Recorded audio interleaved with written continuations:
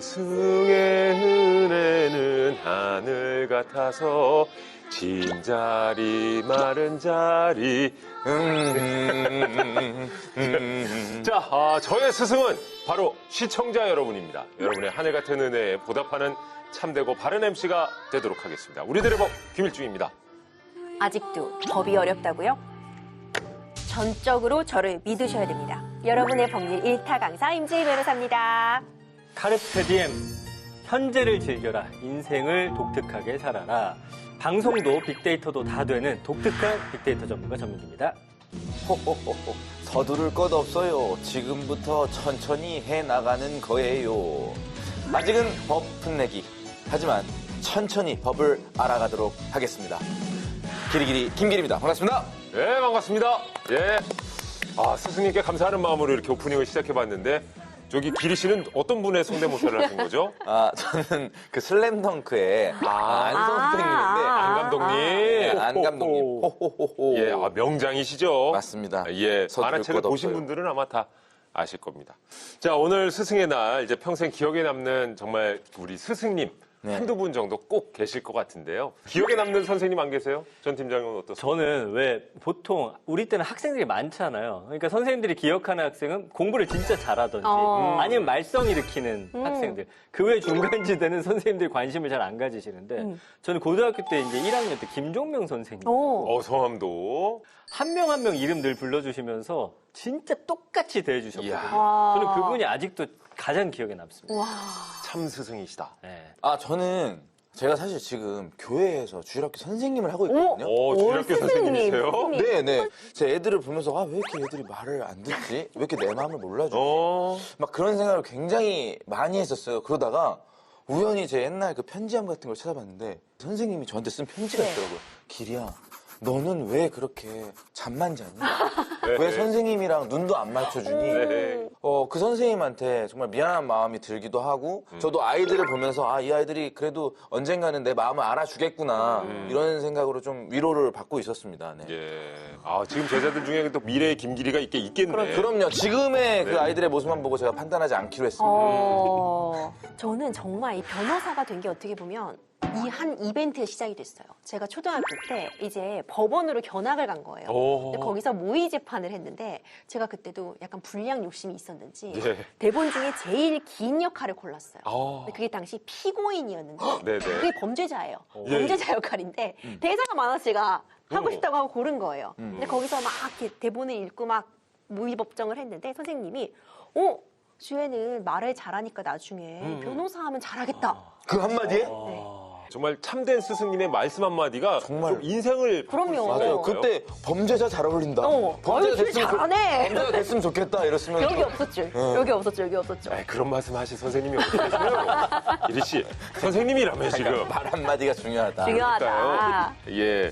그리고 뭐 각자 이제 학창 시절의 추억이 또 다를 수는 있겠습니다만 네네. 하루 온종일의 대부분 시간을 학교에서 보내는 그쵸. 건 거의 비슷한 거 아닌가라는 생각이 드는데 이 부모 입장에서 아이를 학교에 보낼 때 걱정되는 것 중에 하나가 안전 문제입니다. 그래서 요즘에는 이제 학교에서 재난안전 훈련을 시행하는 학교가 굉장히 많아졌다고 해요. 특히 이제 화재 사고의 경우는 대형 인명 피해가 발생할 수 있기 때문에 예방이 더 중요하잖아요. 그래서 요즘엔 안전교육은 물론 대피 훈련까지도 철저하게 진행을 한다고 합니다. 특히나 진짜 학교는 더 큰 사고가 발생할 수 있기 때문에 소화기 설치, 소화전, 이 스프링클러 설치가 잘 돼 있는 거 이거 꼭 체크를 해야 될 것 같아요. 어떤가요? 저도 이제 이번에 보고 좀 깜짝 놀랐는데 그 현행법으로는 6층 이상 건물에만 전층에 스프링클러를 설치해야 한다고 해요. 근데 학교 같은 경우는 사실 6층 넘는 건물 많이 없잖아요. 그렇죠. 이 경우는 이제 바닥 면적 1000제곱미터를 넘는 4층 이상층으로 한정이 돼 있기 때문에 1, 2, 3층에는 스프링클러가 없는 학교가 많다고 합니다. 야, 그게 의무사항이 아니었다는 것이 놀라운데 자, 스프링클러 설치를 확대할 수 있는 방안 이거 좀 필요하지 않을까요? 맞습니다. 특히 유치원이나 특수학교에서 화재가 발생할 경우에는 학생 특성상 사실 신속하게 대피하기가 좀 어렵잖아요. 또 학교 기숙사도 주로 야간에 발생을 해서 큰 피해로 이어질 수 있는 곳인데 초기 대응이 시급한 곳을 대상으로 해서 스프링클러 설치를 좀 확대하는 그런 법안이 최근에 국회를 통과를 했습니다.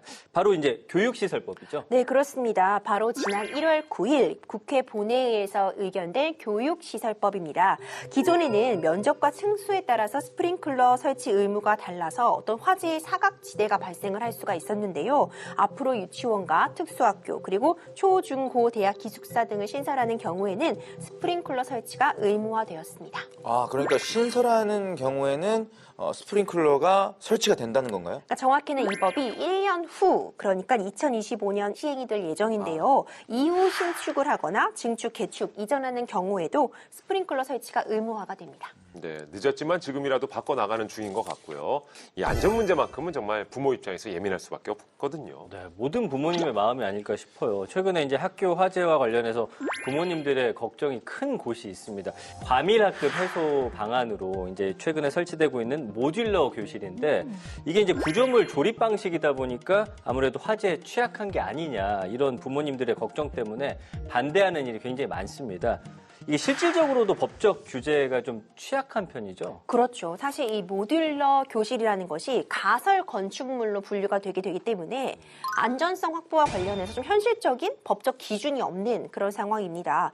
또 소방시설법상 정해진 소방시설을 갖춰야 할 특정 소방 대상물에도 좀 포함이 되지 않는 상황이었거든요. 이 같은 특성 때문에 교육부가 모듈러 교실을 발주할 때에는 가설 건축물이 아닌 일반 학교 건물 수준의 내진이라던가 아니면 소방 그리고 단열선 등을 확보하도록 규정을 해두었고요. 지침에 불과하기 때문에 법적 구속력이 명확치 않았던 부분이 문제가 되었는데 다행히 이번 법 개정으로 모듈러 교실에도 스프링클러 설치가 의무화됐습니다.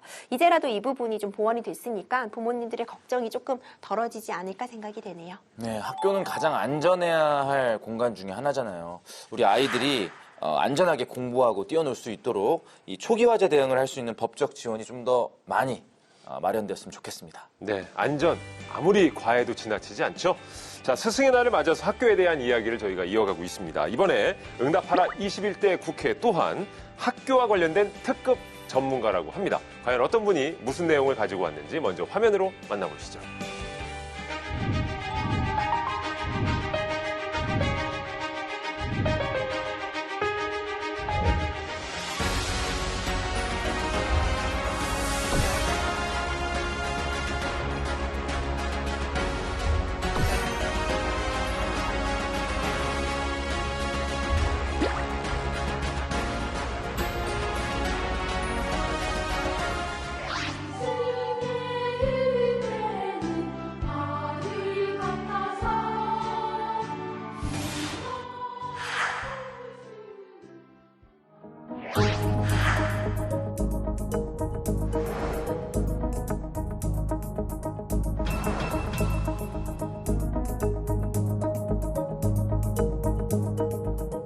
교원의 지위 향상 교육기본법 일부 개정 법률안 대안은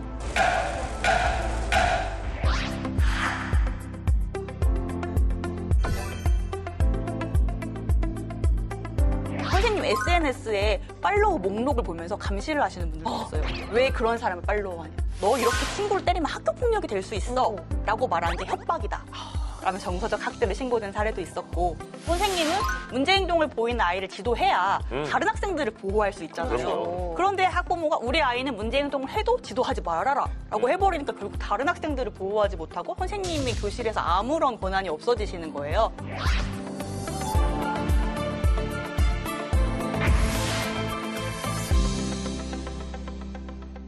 교사도 학생도 행복한 학교를 꿈꾼다. 초등학교 교사 출신의 임일랑 변호사님 모셨습니다. 어서 오세요. 네, 안녕하세요. 네. 반갑습니다. 반갑습니다.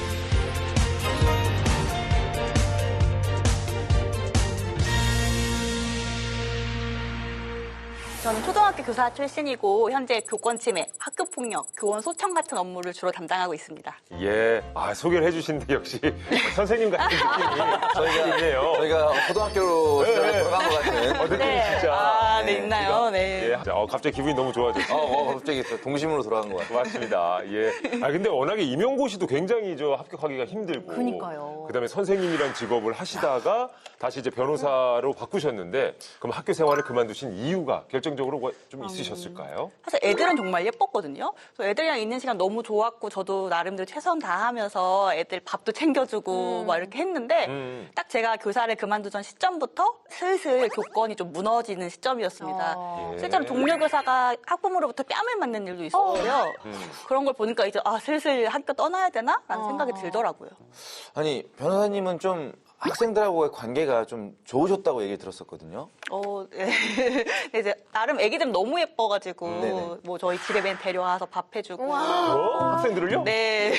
오, 밥을 해주셨어요? 네, 그랬는데 예. 뭐 요새는 그런 거 상상도 못 한다고 하더라고요. 그렇죠. 맞아. 우리 학교 다닐 때 국민학교 시절에는 예, 그런 좀 이렇게 정이 있었어요. 확실히. 근데 요즘에 학생들 선생님 집에 이렇게 초대해서 네. 선생님이 밥을 해준다. 이건 참 쉽지 않은 쉽지 풍경이긴 않죠. 했는데. 학생들에 대한 애정이 정말 넘치셨던 것 같은데 어떻게 오늘이 사실 스승의 날이거든요. 네. 좀 이렇게 학생들한테 연락이 오거나 뭐 그런 게 네. 있으실까요? 제가 충남 홍성이랑 천안에서 교사를 했었는데요. 와, 네. 아직도 친구들이 매번 연락이 옵니다. 야. 또 자랑하고 싶은 게 제 제자 중에 유명한 아이돌이 된 친구가 있어요. 누구죠? 혹시 제로베이스원의 성한빈이라고 아시나요? 네네. 그분이 홍보하는 그 뭐? 옷 브랜드가 이 바지입니다. 뭐야, 깜짝이야. 그래요? 굉장히 친밀한 관계네요. 우리 한빈이가 저희 반 반장으로서 저를 항상 충실하게 도와주는 친구였거든요. 너무 뿌듯하시겠네요, 네, 선생님. 항상 자랑하고 다니거든요. 초등학교 제자가 지금 아이돌이 됐다. 네. 야, 이거 느낌이 굉장히 색다르네요. 네. 그런데 이제 변호사가 되신 후에도 학교를 아예 떠나신 것 같진 않아요. 왜냐하면 교총에서 상근 변호사로 아, 근무를 네, 하셨고 네. 지금도 교사단체에서 자문 변호사로 활동하고 계시잖아요. 네, 네. 변호사님이 교사로 이제 재직하셨을 때하고 비교했을 때 지금 교사들의 상황이 좀 어때요? 많이 달라졌나요?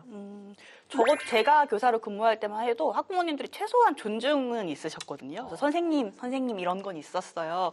근데 요새 선생님들한테 말 들어보면 거의 서비스직 대하는 것처럼 대하신다고 하시더라고요. 나름대로 분석을 해보면 집집마다 자녀들이 몇 명 안 되잖아요. 네. 그러니까 너무 소중하고 조금의 불합리함, 그 아이한테 조금의 마음의 상처도 안 입게 해주고 싶어서 지나치게 과보호를 하다 보니까 이런 현상까지 나오지 않았나 싶습니다.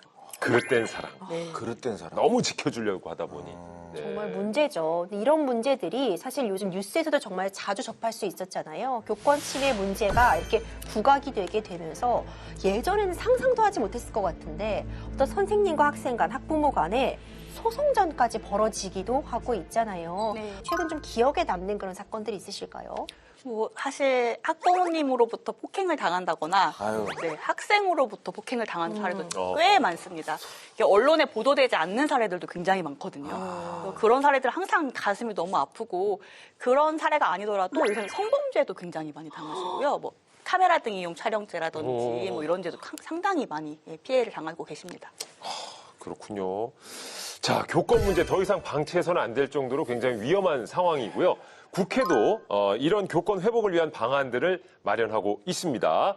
자, 과연 국회가 응답한 법은 무엇인지 이미랑 변호사와 함께 살펴보도록 하겠습니다. 자, 오늘의 주제 공개해 주시죠. 네, 응답하라 21대 국회. 21대 국회가 응답한 오늘의 통과법 주제는요. 교권이 바로 서는 교실, 교권 회복법입니다. 자, 지난해 교권 회복법이 이제 개정된 것으로 아는데요. 당시 교권 문제에 불을 당긴 사건이 있었습니다. 바로 서희초 교사 사망 사건이었죠. 네, 다 기억하실 것 같아요. 지난해 7월 서희초에서 2년차 새내기 선생님이 스스로 학교 내에서 목숨을 끊으신 채 발견된 사건이 있었습니다. 당시에 경찰은 이제 학부모들의 갑질이 있었는지에 대해 수사를 했는데 결국 수사에서는 무혐의로 종결이 됐거든요. 근데 정말 다행히 선생님의 순직이 인정되면서 선생님이 학부모들로부터 과도한 민원을 제기받고 또 응답하시느냐고 고생하셨다는 점이 인정이 됐습니다. 네, 그 선생님께서 생전에 본인의 어머니께 너무 힘들다는 문자를 보내셨던 기억이 나는데, 야, 저희도 몸은 어른이 됐지만은 너무너무 힘든 상황이 되면은 본능적으로 엄마를 찾잖아요. 엄마라는 존재를. 너무 짤막한 문제지만은 그 상황이나 이 정서들이 담겨 있는 것 같아서 너무너무 지금도 마음이 안타깝습니다. 네. 이 서희초 교사 사망 사건 이후에 정말 교권의 문제, 그 심각성이 알려지게 되면서 국회에서 이제 교권 회복법이 만들어졌습니다. 자, 교권 회복법의 핵심은 뭐라고 생각하십니까, 변호사님? 교권 회복법이라고 할 때 언론에서 보통 교권 회복 4법, 5법 뭐 이렇게 말을 하는데요. 4법이라고 할 때는 초중등교육법, 교육기본법, 유아교육법, 교원지휘법까지를 하고요. 5법까지 하려면 아동학대 처벌법까지를 보통 일컫습니다. 이 법들이 굉장히 많은 부분이 변했는데 핵심적인 내용을 말씀드리면 이제 보호자가 학교의 정당한 교육 활동에 좀 협조하고 교사의 인권을 침해하지 말아야 한다라는 의무 조항이 들어갔고요. 그런 다음에 이제 초중등교육법, 유아교육법, 그리고 아동학대 처벌법에서는요. 무분별한 아동학대 신고를 할 수 없도록 교원의 정당한 생활지도는 아동학대를 보지 않는다라는 이제 조문이 들어갔습니다. 네. 당시에 이제 그 교사분들이 교실 밖으로 나와서 아주 질서정연한 모습으로 본인들의 목소리를 내는 그런 일들도 화제가 됐었는데 어떻습니까? 이 교권회복법에 진짜 이 교사들의 요구가 좀 잘 반영됐다 생각하세요? 네, 다 아시겠지만 사실 상당히 빠른 시간 내에 이례적으로 법들이 막 개정이 됐어요. 그만큼 선생님들의 목소리가 잘 전달이 되긴 한 거거든요. 근데 선생님들이 가장 원하셨던 거는 아동학대 관련법의 개정이었습니다. 그런데 뭐 변호사님도 아시겠지만 아동학대 관련 법이 좀 개정이 쉽지 않은 부분이 법적으로는 있어서 이런 부분은 좀 장기적으로 논의가 필요할 것 같습니다. 네, 그렇군요. 정말 대다수의 학부모님들은 그러지 않으시지만 그 몇몇 너무 과잉보 지나친 관심 탓에 이 교권의 추락이 좀 빨리 이루어지고 있는 것 같은데 교권 회복법 교사들이 그동안 간절히 바래왔던 법입니다. 과연 어떤 변화가 있고 어떤 부분에 또 관심을 가져야 할지 저희가 키워드를 통해 확인해 보도록 하겠습니다. 첫 번째 키워드 뭡니까? 네, 21대 국회가 응답한 교권이 바로 서는 교실, 교권 회복법. 그 첫 번째 키워드는요, 바로 교권 침해 금지, 정당한 교육권 보장, 개정된 교육기본법과 교원지휘법입니다. 네, 이 정당한 교육활동 보장. 우리 변호사님도 이게 가장 핵심이다 짚어주셨는데요. 우리 임주혜 변호사가 그러면 교육기본법의 내용을 좀 짚어주시죠. 네, 근데 의아해하실 수 있을 것 같아요. 너무 당연한 내용 아니야? 이렇게 생각하실 수도 있거든요. 먼저 일단 개정 전에 교육기본법부터 살펴보면은요. 부모나 보호자가 학생의 교육에 관하여 의견을 학교에 제시를 할 수 있고 이에 대해 학교가 존중해야 된다 이런 내용을 담고 있습니다. 여기까지 이제 문제가 없어 보이죠. 그런데 문제는 보호자의 학교에 대한 의무는 규정이 되어 있지 않았습니다. 그러니까 보호자가 선생님에게 어떤 교육 방식에 대해 일종의 민원을 제기할 수 있는 구조였던 거죠. 근데 민원을 제기하는 것 자체가 문제되는 것은 아닌데 그 방식이나 정도에 대해서 지금 여러 가지 선을 넘는 일들이 발생한다는 점이 문제였던 것 같고요. 이번에 바뀐 교육기본법 내용을 보면 먼저 학생에게 학교 규칙을 지켜서 교사의 교육 활동을 방해해서는 안 된다. 이런 의무를 부여하고 있고 두 번째는 부모 등 보호자는 교원과 학교가 전문적인 판단에 따라서 학생을 교육 지도할 수 있도록 협조해야 된다. 존중해야 된다. 어떻게 보면 당연하지만 지켜지지 못했던 그런 부분을 법에도 명시하고 있습니다. 그러니까 당연히 학교 규칙을 학생이 따라야 되는 게 맞는데 이 학교 선생님의 교육 방식에 무리를 일으키는 학생들이 계속 등장했단 말이죠. 이게 학생에 의한 교육권 침해 얼마나 심각합니까? 이제 방금 말씀하셨던 것처럼 학생이 교칙을 지켜야 하는 건 당연하잖아요. 네. 근데 학생들이 교칙 외에는 또 다 시시건건 시비를 거는 경우가 있어요. 예를 들면 선생님, 제가 수업 시간에 자면 안 된다는 교칙이 있어요? 어머. 선생님, 왜 저한테 꾸중을 하세요? 뭐 이런 식으로 따지기 시작하니까 선생님이 더 이상 뭐 하실 수 있는 게 없는 거예요. 와, 우리 때는 정말 갑자기 또 이런 얘기 하면 안 되는데. 예, 저 때만 해도 네. 그 사랑의 매라고 있었습니다. 앞으로 좀 똑바로 해, 이 녀석아. 뭐 이렇게 좀 가는 게 있었는데. 저는 체벌받고 오잖아요. 그럼 집에서 한 번 더 혼납니다. 그리고 선생님께 이제 연락을 드려서 제가 잘못 가르쳐서 죄송합니다. 부모님이 그렇게 하셨어요. 그래서 그렇지. 집에 와서 혼나면 2번 혼나는 거였거든요. 그렇죠. 네. 물론 그렇다고 저희가 뭐 체벌을 옹호하는 건 아니에요. 네네. 그렇죠. 사실 요즘 같은 경우는 체벌은 지금 말씀하신 것만 토대로 봐도 꿈도 못 꾸잖아요. 그래도 이제 아이들의 문제 행동에 대해서 뭐 주의나 뭐 훈육 조치 같은 것들이 좀 필요할 것 같은데 네. 이게 뭐 어떻게 되어가고 있나요? 다행히 이제 이런 조치를 마련을 하긴 했어요. 뒤늦게 서희초 사건 이후로요. 그게 이제 좀 이따 말씀드리게 될 교원의 학생 생활지도에 관한 고시라는 게 있는데 그 고시가 나오기 전까지는 뭐 칭찬 스티커를 줘도 안 된다. 상벌점제를 줘도 안 된다. 뭐 깨워도 안 된다. 뭐 주의도 안 된다. 뭐 이런 다 안 된다는 분들이 너무 많았거든요. 그래서 이제는 그런 고시가 나오게 된 거죠. 그러니까 학생들에 의한 교육활동 침해도 있지만 사실 기억에 남는 게 왕의 DNA를 가진 아이라면서 선생님한테 다른 애랑 싸워도 우리 애 편 들어주고 뭐 칭찬을 해줘라 뭐 등등 해가지고 선생님께 사실은 부탁 아닌 부탁을 했던 부모의 그런 편지도 네. 생각이 나거든요.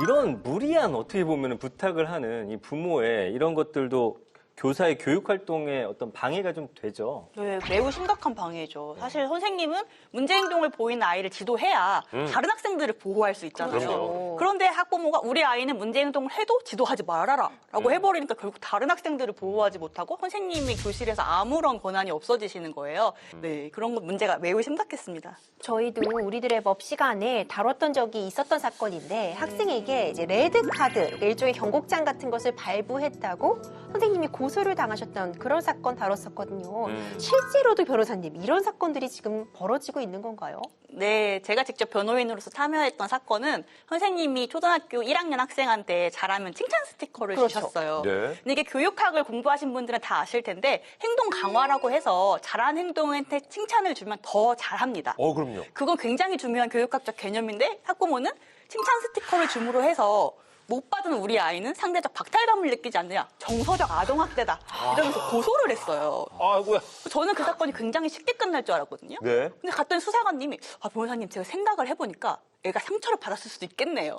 왜 수사관님은 또 그런 태도를 취하셨을까? 그 수사관님이 또 근거로 들고 왔던 것이 학생 인권 조례 중에서 교사는 일체 상벌점제를 하면 안 된다는 내용이 있었어요. 있어요, 그런 게? 경기도에 있었습니다. 지금은 개정이 됐는데요. 오. 그걸 저한테 제시하시면 근데 이거 칭찬 스티커 상벌점제 아니에요? 이런 식으로 주장을 하시는 거예요. 그런 게 있었어요. 참 너무나 상식에 반하죠. 그렇죠. 그러네. 그러니까 이 지금 인터넷에서 이 선생님하고 그 학부모 일부 학부모들하고 통화 녹취록 같은 걸 들어보면은 이거는 우리가 그냥 기억하는 선생님과 학부모의 그 대화가 아니에요. 네네. 그 몇몇의 학부모들이 자 실제로 교사에게 개인 연락을 해서 민원을 넣는다 이런 부모님들이 좀 많으신가요? 네, 사실 선생님들이 개인 연락처를 많이 안 알려주세요. 그런데 어떻게 알아서 연락을 하시고요. 네. 또 심지어는 개인 SNS를 찾아내서 DM으로 다이렉트 메시지로 보내시는 분들도 있고 또 뭐 선생님 SNS에 팔로우 목록을 보면서 감시를 하시는 분들도 있어요. 왜 그런 사람을 팔로우하냐. 네, 다 실제 사례입니다. 이게 실제 사례인가요? 이렇게 학생과 학부모의 교권 침해 심각성을 알 수 있는 통계가 하나 있거든요. 초등학교 교사를 대상으로 이제 설문조사를 한 거예요. 그랬더니 무려 99.2%가 교권 침해를 당한 적이 있다라고 대답을 하셨고요. 교권 침해 유형에 대해서 복수응답 조사 결과도 있는데 학부모 악성 민원이 49%로 가장 많았고요. 교사의 생활지도에 대한 불응이 44.3%였습니다. 그리고 학부모의 폭언, 폭행이 40.5%로 나타나서 와, 생각보다 굉장히 심각하구나 알 수 있었습니다. 야 들으면 들을수록 정말 엄청난 상황이구나 느낄 수 있는데 자 이렇게 교권을 침해했을 때 그럼 어떤 방식으로 제재할 수 있는지 이것도 중요할 것 같습니다. 이와 관련된 법이 따로 또 통과가 됐죠? 맞습니다. 교육기본법과 같은 날 통과된 교원지휘법인데요. 먼저 공무집행 방해, 무고죄를 포함한 일반 형사 범죄와 목적이 정당하지 아니한 민원 있잖아요. 이런 것들을 반복적으로 계속해서 제기하는 행위를 교육권 침해 한동, 교육활동 침해로 명시를 했습니다. 또한 학교장 등은요. 교육활동 침해 행위 사실을 인지하고 알게 된 경우 특별한 사유가 없으면 가해 학생과 교사를 좀 즉시 분리를 해야 되고요. 분리 조치된 학생은 별도의 교육 방법을 들을 수 있도록 그런 방법을 마련하라는 내용도 들어가 있습니다. 즉각 분리가 될 수 있다고 이제 말씀을 해주셨는데 이게 현재 현장에서 잘 적용이 되고 있나요? 네, 그 개정된 교원지휘법이 적용되는 시점이 2024년 3월 28일부터입니다. 네, 그래서 그때부터는 이제 좀 비교적 학교 현장에서도 개정법을 적용하려는 노력을 하고 있고 또 교육지원청으로 이 교권보호 업무가 넘어갔어요. 그 시점을 기반으로 해서. 그래서 지금은 학폭위처럼 교육지원청에서 교권침해 업무를 담당하고 있기 때문에 예전보다는 좀 많은 보호가 이루어지고 있는 상황입니다. 이거는 그동안 학교 단위로 설치가 되어 있었던 교권보호위원회가 여러 문제점이 있다는 그런 지적이 계속 되어왔기 때문이라고 볼 수 있겠죠. 네, 아무래도 단위 학교에서 위원회를 하다 보니까 관리자분들의 성향에 따라서 김 선생님이 좀 참아. 라고 넘어가는 경우도 있었고 또 선생님이 신고를 하려고 하다가도 내가 신고를 함으로 인해서 옆반 선생님이 나 때문에 업무가 늘어나지 않을까? 학교에서 업무를 해야 되니까요. 그런 미안함 때문에 적극적으로 신고를 하지 못하는 경우들도 있었거든요.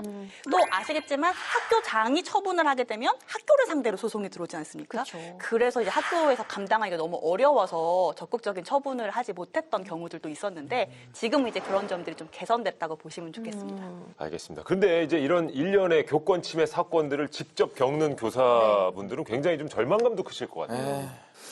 이런 것들을 좀 지켜내기 위한 보호책도 필요할 것 같은데요. 어떻게 보십니까? 그 원래는 교원 치유센터라는 것이 각 교육청에 설치돼 있었는데요. 네. 말 그대로 치유센터이다 보니까 사후에 뭐 교권 침해를 당한 다음에 뭐 상담을 연결해 주거나 뭐 이런 정도의 기능만 했었거든요. 그래서 조금 더 지금은 적극적인 명칭으로 바뀌었습니다. 교육활동 보호센터로 이 센터를 확대 개편해서 좀 더 예방적인 조치도 가능하고 선생님들의 좀 더 심리적인 지원이 가능하도록 하고 있기 때문에 앞으로는 더 많은 어떤 보호가 이루어질 것으로 기대하고 있습니다.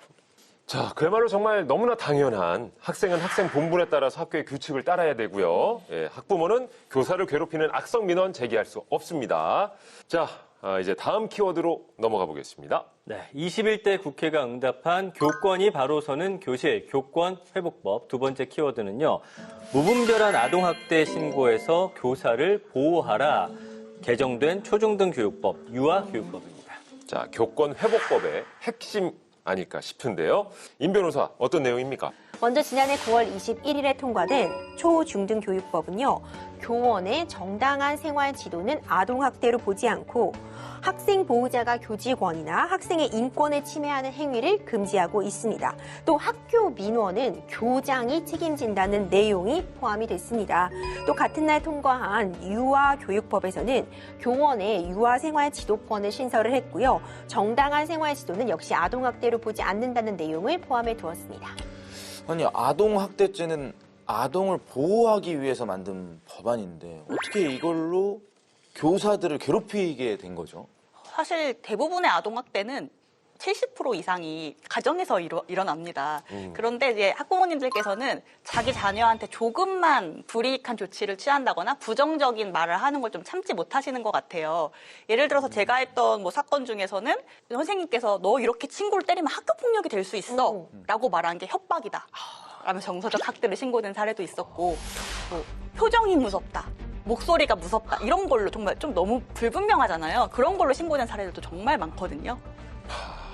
아니, 그 정말 뭐 이 정도면 사소한 거 하나하나가 다 아동학대로 걸 수 있다 뭐 이렇게 되는 건데 실제로 아동학대 행위로 신고된 교사의 규모, 이 어느 정도가 됩니까? 전 팀장. 네, 보건복지부 통계가 있는데요.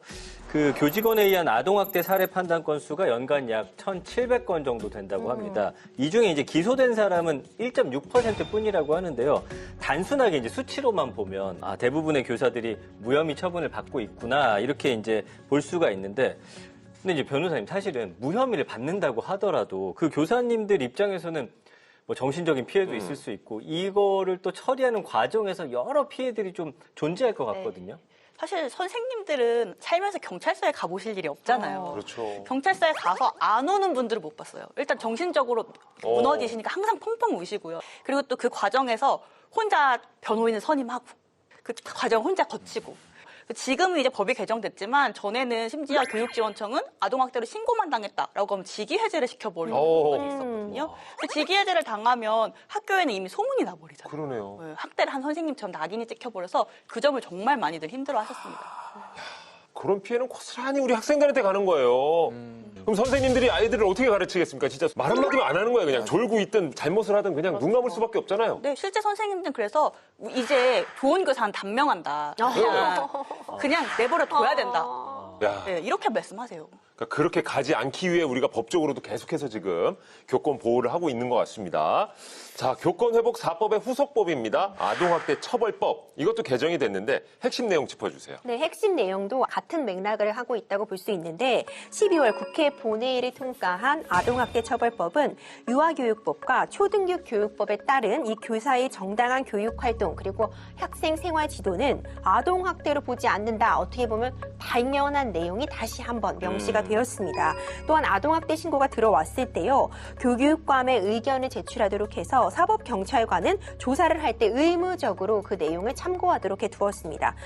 교육감 의견서 이 부분의 경우에는 사실 교육 전문가의 반론권을 보장하기 위한 그런 방안이라고 볼 수 있겠죠. 네, 아까 제가 소개해드렸던 그 칭찬 스티커 사안 있지 않습니까? 그럴 때도 경찰은 교육학을 전문한 분이 아니니까 어떤 교육적 강화와 이런 걸 이해하지 못하실 수 있잖아요. 그럴 때 교육감님이 이제 교육학적으로 이러한 행위는 어떤 의미가 있습니다라는 의견서를 제출하면 수사에 도움이 될 수 있겠죠. 그렇기 때문에 지금 작년 9월경부터 시범적으로 도입을 했는데요. 좀 효과가 있는 것 같습니다. 실제로 이런 제도 시행 이후에요. 신고 건수가 60% 이상 줄어들었다고 교육부 통계에서는 밝히고 있거든요. 자, 이 교권 침해 문제. 과연 해외 사례는 어떤지 잠깐 좀 눈을 돌려볼까요? 먼저 이제 핀란드의 사례를 좀 들어볼게요. 사실 핀란드 하면은 선진교육 국가로 그렇죠. 이제 대표적인 국가로 손꼽히잖아요. 근데 핀란드 역시 학생에 의한 교권 침해가 굉장히 심각했다고 해요. 여기에 대해서 이제 핀란드 교육당국은 15세 미만의 학생이 교권 침해 행동을 한 경우에는 교사 또는 학교에서 사회복지국이라는 곳인데 여기다 신고를 하고요. 15세 이상 학생은 경찰에 신고하도록 제도화했다고 하고요. 영국도 이제 2000년대 들어서면서 교권 침해 현상이 좀 많아지니까 이 현장의 훈육권을 보장하는 규정을 신설을 했습니다. 그 교내외 학교 활동 운영을 방해하는 학생을 교실 밖으로 추방할 수 있는 권한 같은 것들. 그래서 각종 훈육권을 교사한테 충분히 보장하는 방안을 지금 내놓고 있습니다. 이런 건 좋은 것 같은데 영국처럼 좀 구체적인 훈육 방식이 나오면은 좋지 않을까? 뭐 예를 들어서 잠깐 밖에 나가 있게 한다거나. 사실 그 말씀하신 방법이 타임아웃이라고 해서 교육학에서는 이미 굉장히 유효한 교육적 수단이긴 합니다. 그런데 원래 수사기관들이 또 이 타임아웃을 자꾸 정서적 아동학대다 이런 식으로 보는 경우들이 많았어요. 그러니까 과연 몇 분부터 몇 분까지는 괜찮고 몇 분부터 몇 분부터는 또 문제냐 이런 게 또 쟁점이 됐던 거죠. 그래서 이번에 아까 말씀드린 교원의 학생 생활지도에 관한 고시에서는 그 학생을 분리하는 방식에 대해서 굉장히 세밀한 규칙을 세워놨습니다. 그래서 지금부터는 이제 그런 적용이 가능해집니다. 정말 이제 교권 회복법 개정이 되면서 우리 교사분들이 교단에서 좀 더 안정적으로 학생들을 가르칠 수 있게끔 계속해서 법적 조치들이 이루어지고 있는데요. 하지만 아직도 가야 할 길이 멀죠? 네. 예. 어떤 부분을 좀 더 보완하면 좋을까요? 학교 현장에서는 교원의 학생 생활 지도에 관한 고시가 나온 게 반갑다는 입장이긴 해요. 그런데 여전히 그러면 그 고시에 없는 방식으로 지도하면 또다시 문제가 된다는 거 아니에요. 선생님은 그 고시에 없는 방식으로도 자신의 교육가적, 전문가적 판단으로 지도를 하실 수 있잖아요. 그걸 좀 존중해주는 사회적 분위기가 좀 만들어졌으면 좋겠습니다. 진짜 이건 어려운 숙제입니다. 특히나 저도 오늘 너무 울분을 토했는데 우리 뭐 전 팀장도 네. 그렇고 우리 변호사도 그렇고 이 학부모의 입장은 진짜 너무 답답하거든요. 그러니까 일단은 선생님과 학부모 사이에 좀 신뢰가 회복돼야 될 것 같아요. 사실은 대다수가 잘 지내고 계신데 맞아요. 이런 맞아요. 기사나 네. 이제 언론 보도 보고 나면은 갑자기 이제 불신 같은 게 생길 수가 있거든요. 그래서 가정이 먼저 좀 변화해야 하지 않을까 저는 그런 생각했습니다. 오늘 일단 가서 아이랑 좀 진지한 대화를 좀 해봐야 될 것 같은데 그 학생으로서의 선생님을 대하는 마음가짐이나 자세 같은 것들 이건 사실 학교에서 가르쳐 줄 수 있는 건 아니잖아요. 맞아요. 학교 교육 물론 중요하지만 가정에서 선생님을 대하는 학생의 태도라든지 이런 것들을 좀 먼저 가르쳐야 되지 않을까라는 생각을 해봤습니다. 밥상머리 교육 중요하거든요. 네. 저희 아이가 아직 저학년인데 학교에서 처음으로 1박 2일로 자고 오는 그런 행사를 하게 되는 거예요. 근데 우리 때 생각해도 그게 얼마나 설레요. 두근두근 설레고 긴장도 되지만 요즘 아이들 사실 부모 떠나서 자보는 경험이 처음인 경우도 많잖아요. 근데 저희 반 담임 선생님께서 이렇게 말씀해 주신 거예요. 거기 가서 자는 동안 무서울 수도 있고 엄마 아빠가 보고 싶을 수도 있는데 그날은 선생님 본인이 엄마고 아빠다. 이거지. 근데 저는 이 얘기를 듣는데 아이가 그러면서 이제 갈 수 있겠다는 거예요. 그래서 그러니까 그만큼 우리 부모님들도 내가 이 사랑하는 이 아이를 집에서만큼 더 그 이상의 시간을 학교에 보내게 되잖아요. 그때는 그 학교에서는 선생님이 아이의 부모이자 거울이고 스승이다. 이 점을 좀 한 번 더 기억하면 좋을 것 같고, 대다수의 학부모와 거의 모든 선생님들은 서로 존중하고 이해하고 사랑하는 관계거든요. 이 점도 다시 한번 우리가 좀 잘 부각이 됐으면 하는 바람입니다. 네. 예. 저는 그래서 오늘 제 소감을 노래로 한번 표현해 보겠습니다. 선생님 힘내세요. 우리가 있잖아요. 이제 아이들이 나라의 미래라고 하는데 그 아이들을 가르치시는 분들이 선생님들 아니겠습니까? 선생님들이 정말 미래라고 생각합니다. 우리 선생님 정말 힘내주시고 선생님들이 정말 아이들이 잘 가르칠 수 있는 또 좋은 법안들이 잘 나왔으면 좋겠습니다. 네. 정말 어떻습니까? 우리 변호사님 마지막으로 선생님을 위해 국회가 해야 할 역할 시원하게 또 한 말씀 해주신다면요. 네, 일단 뭐 여야 할 것 없이 선생님들의 입장에 귀 기울여 주시고 빨리빨리 그 교권오법을 처리해 주셔서 감사드립니다. 그런데 아직 그 교권오법이 현장에서 적용되면서 분명히 문제점들이 계속 발생할 거 아닙니까? 계속 관심 갖고 귀 기울여 주셨으면 좋겠습니다. 네. 교권이 바로 서야 우리의 미래도 바로 설 수 있다는 점 꼭 명심해 주시고요. 선생님들의 역할이 바로 설 수 있게 우리 이미랑 변호사님뿐만 아니라 많은 선생님들의 노고에 다시 한번 감사의 말씀 드리면서 변호사님과는 여기서 인사드리겠습니다. 네, 감사합니다. 감사합니다. 감사합니다.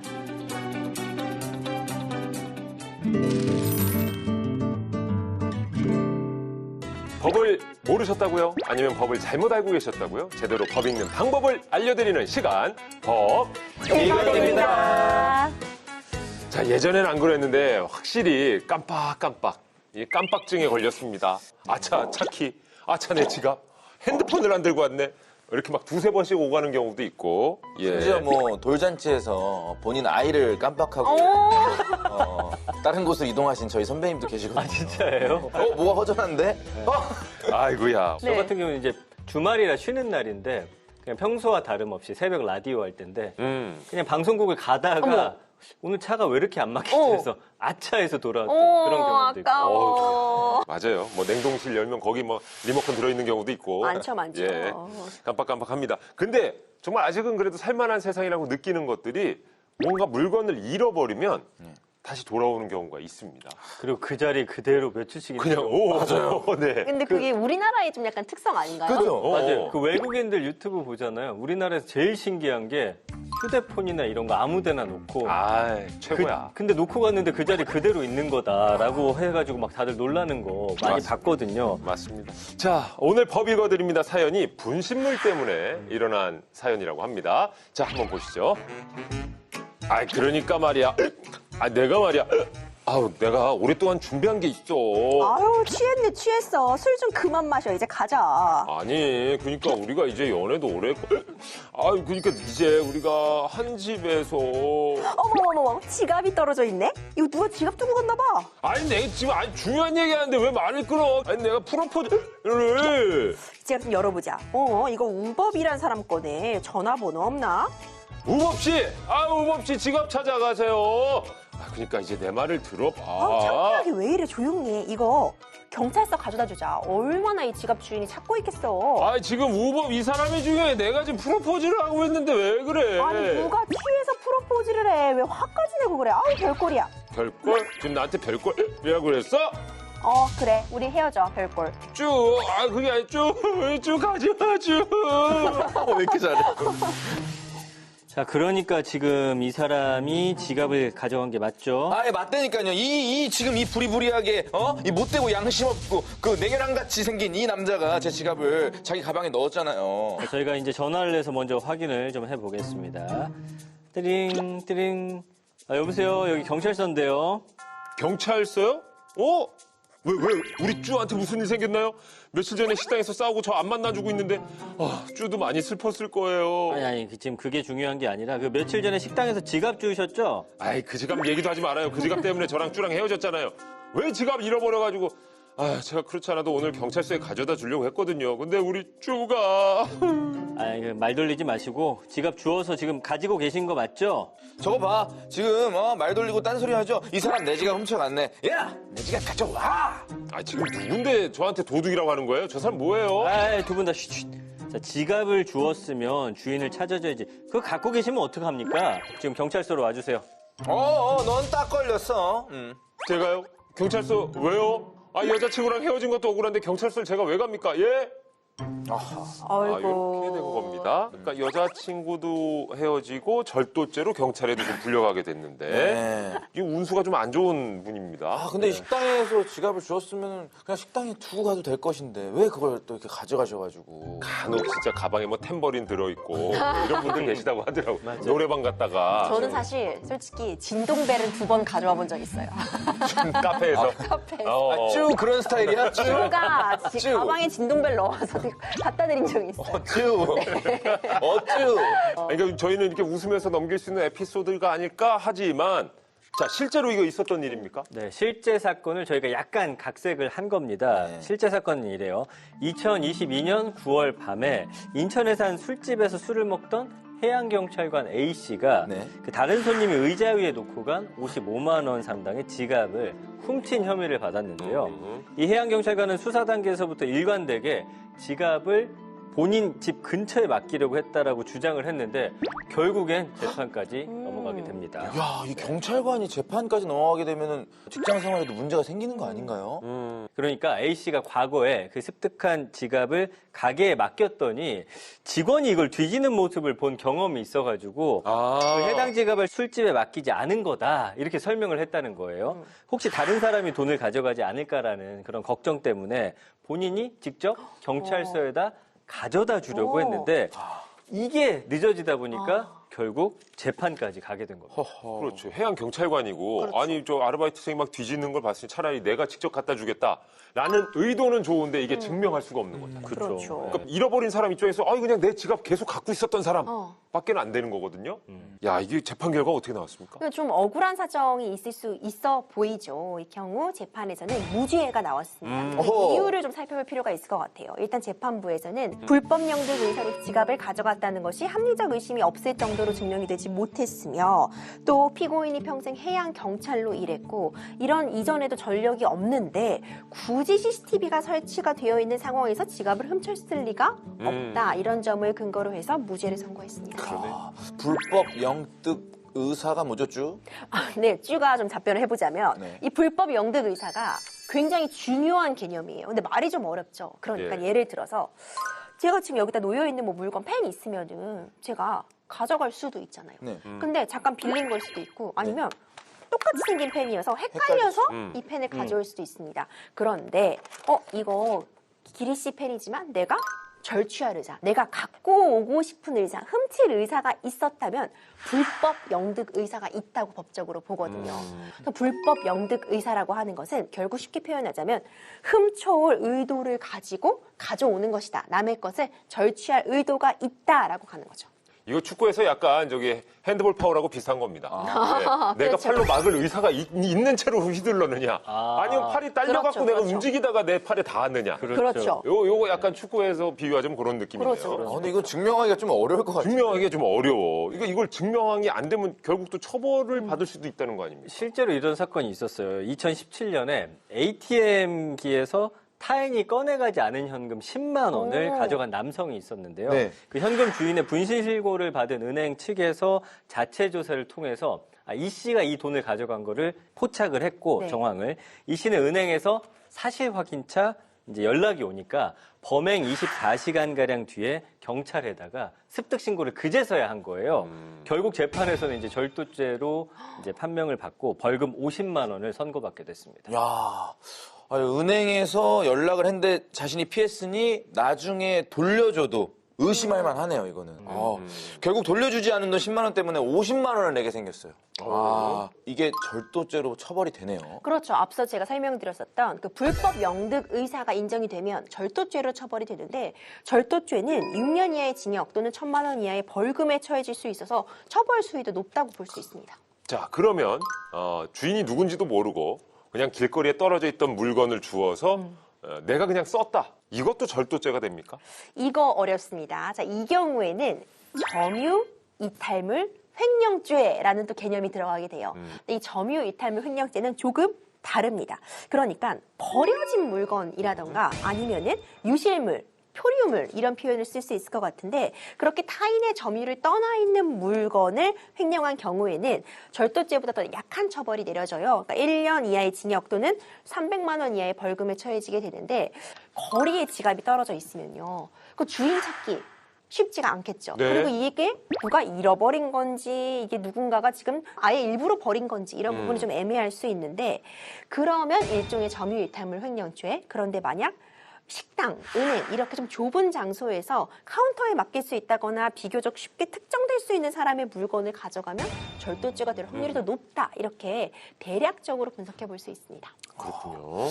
제가 예전에 저희 집 앞에서 제 옷이랑 뭐 이런 짐더미를 잠깐 어디 올려놨는데 그 옆이 바로 이제 폐지랑 이런 것들 버리는 곳이었어요. 그래서 누가 봐도 재활용 버린 거네. 네, 그래서 그 리어카를 끌고 아저씨 한 분이 그걸 다 실어서 가지고 계시는 거예요. 오. 그래서 제 거다 하고 돌려받았는데 만약에 이런 경우도 그러니까 길거리에 버려진 것 같아서 주웠을 뿐인데 주인이 나타나서 내 거 훔쳐갔어 이러면은 처벌을 받을 수 있다는 건가요? 이게 사실 굉장히 상황에 따라 애매할 수 있습니다. 이런 경우 사실 절도죄까지는 아니어도 점유이탈물 횡령죄는 적용이 될 수도 있거든요. 그러니까 유사한 사례가 하나 있었어요. 카메라를 습득을 했는데 쓰레기장 옆에서 버려져 있던 카메라인 줄 알고 가져온 사건이 있었습니다.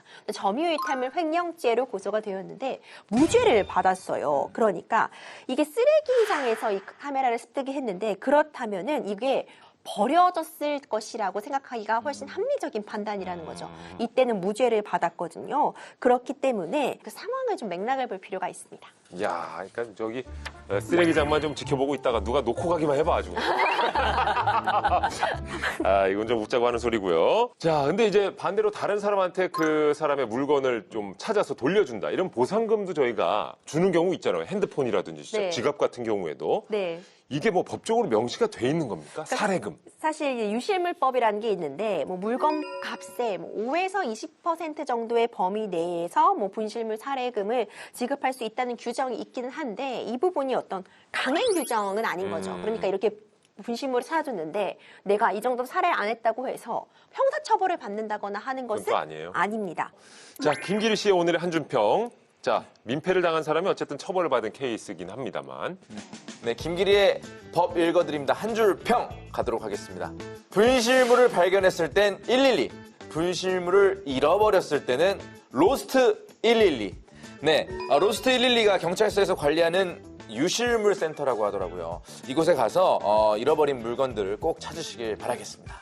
자, 봄철 이제 여행 가는 분들 정말 많으실 텐데요. 들뜬 마음에 뭐 지갑, 핸드폰, 카메라 잃어버리지 않도록 잘 챙기시길 바라겠습니다. 오늘 준비한 내용은 여기까지입니다. 다음 시간에도 우리들의 법과 함께해 주세요. 우리들의 법 다음 시간에도 함께해요. 함께해요.